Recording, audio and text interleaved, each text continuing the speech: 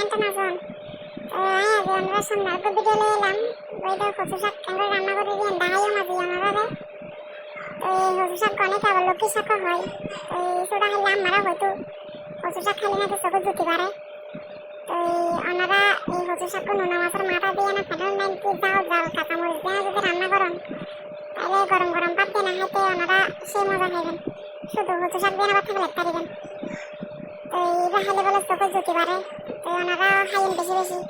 ওনারা এখন যে জিনিস গান চোখে না তখন এই জিনিস যেন চোখে দেখিবেন তখন আমরা হয়তো দাঁড়িয়ে চোখে জুতি পারে বলে কচু শাক খাইলে এই কচু শাক কেন রান্না জানাবেন